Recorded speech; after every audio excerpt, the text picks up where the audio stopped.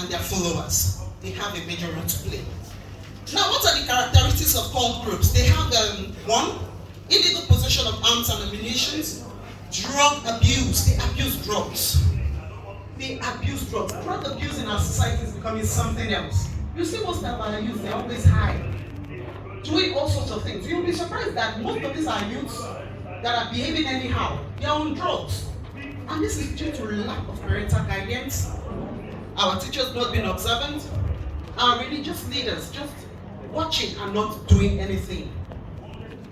Characteristics of cult groups involves violent crimes, also sexual escapades. We'll talk more about that. Killing of innocent students, academic and non-academic staff, arson, rape, extortion, threats, physical attacks, blackmail, and other inhuman practices. Factional struggle and war of supremacy, resulting in bloody clashes between the cult groups. I actually come from Bayelsa State, and in my state we've had series of cult groups clashing, fighting each other. Before you know, you hear, oh, this cult group has attacked this other cult group. And you hear that, oh, somebody is hospitalized, critically down, or somebody has been killed by a rival cult group. Parents, we have a lot to do. Now, the consequences of cultism: murder, which comes with death sentence. I'm a lawyer, so I'll be quoting the law from time to time. Expulsion from school. Our students here, I believe you're all enjoying school. Good. Will you want to be expelled from school? No. Good. So you have to stay away from cultism and all social vices. So you can become, if I'm seated right here, I can see future presidents, I see governors, I see senators, I see House of Rep members. You can become, how many of you want to be a lawyer? Let me see your hand. Good, beautiful. How many want to be doctors? Medical doctors. Beautiful. Tomorrow you might be the one giving me injection. Yeah? And how many want to be engineers? Good. Now, if you want to achieve all this, you must take your education what? Seriously. I believe they're about to write exams or something, or they've already started. Pass your exams. Make sure you say no to every form of social vices that come your way, no matter the peer pressure. Always speak out. Talk to your parents. Talk to your teachers. Trusted adults. Please speak out, because it is the adults that can protect you from all social vices. Today I'm a lawyer. Once upon a time I was a student like you, seated in my nursery school class, seated in my primary school class. From there I went to my secondary school, university, and today I'm here, holding the microphone, talking to you. Do you know you can be greater than me? Yes. Do you know you can be greater than me? Yes, ma'am. Yes. So please work hard, study hard, read your books, be good students in school, be good children at home, say no to every form of cultism, say no to every form of social vices out there.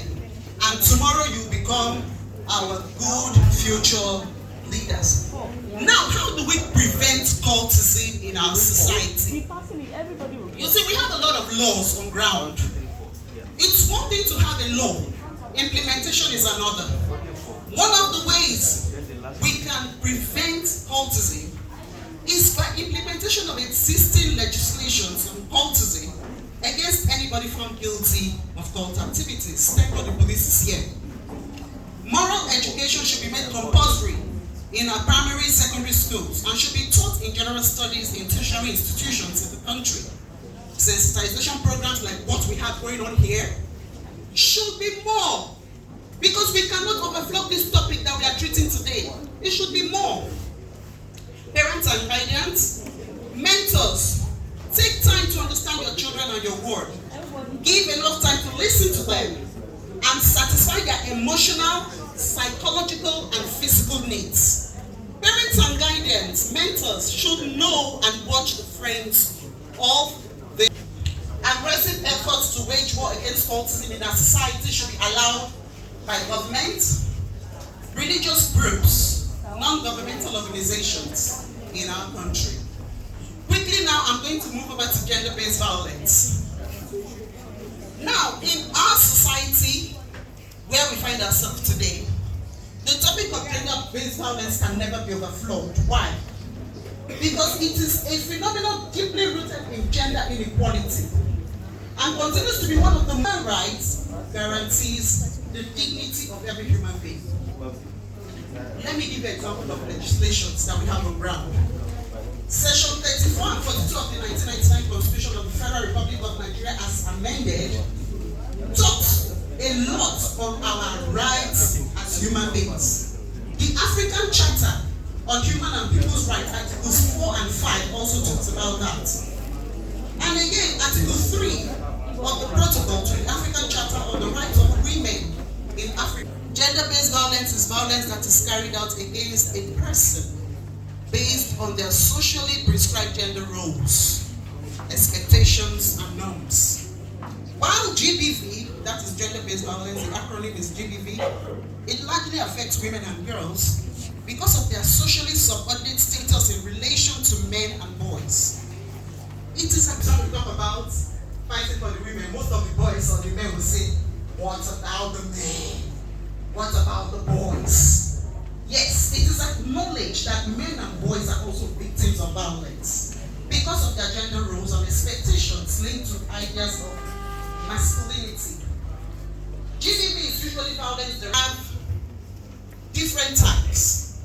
And this gender-based violence, in Nigeria, we have laws on ground that talks on issues of rape and defilement and the punishment that goes with it. We have the Criminal Code Act, for C-14, 2004. We also have the Child Rights Act, 2003, that protects children. If you go through the act, you'll see the rights of the children clearly stated in the Child Rights Act. We have the